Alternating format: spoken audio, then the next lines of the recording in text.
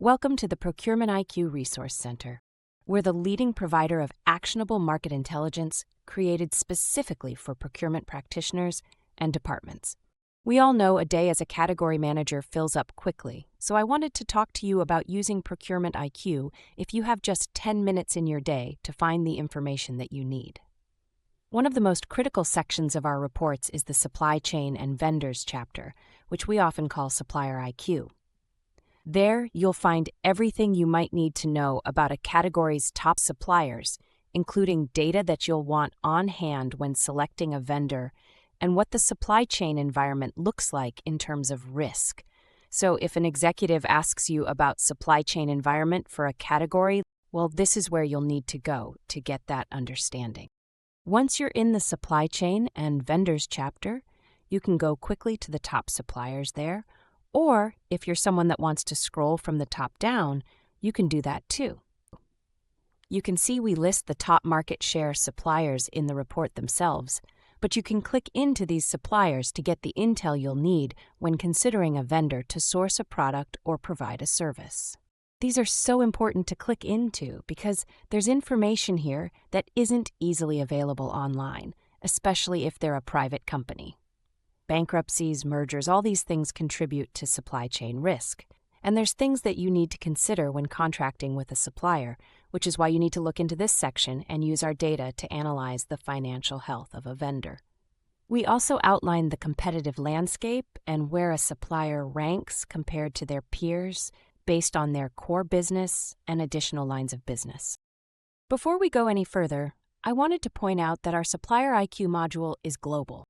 Even if you're in the US or EU view, we include the primary suppliers in that market regardless of where they operate from.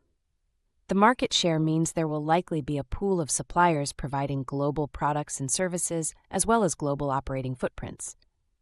US reports does not mean US suppliers only. When you're in one of these supplier profiles, you can navigate to operations where you can see the company's primary market code. Now that's the primary market they operate within, but this company also offers a variety of different services that you can see below.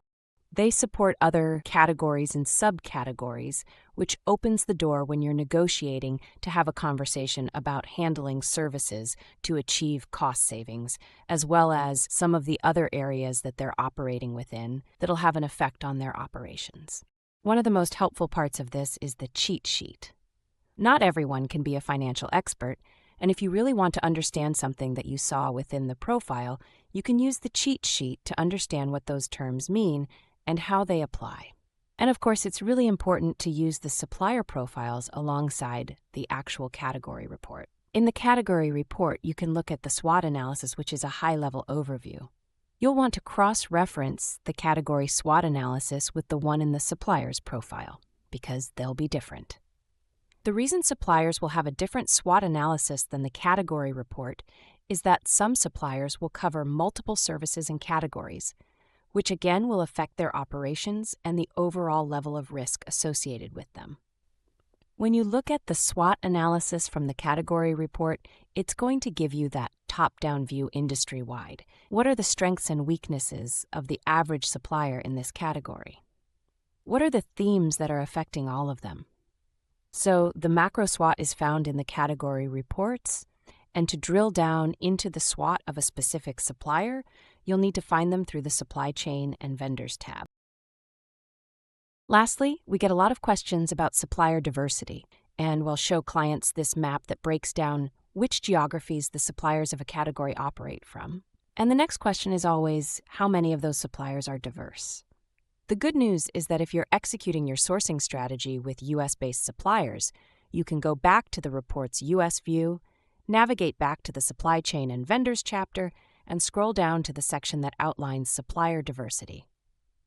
This will show you whether or not it's favorable to source from a diverse supplier pool in this category. What are your odds of being able to onboard and work with a diverse supplier?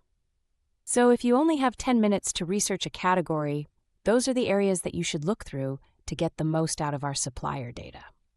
Make sure you subscribe to our YouTube channel and follow us on LinkedIn for more market intelligence insights and procurement IQ best practices. Thank you for watching.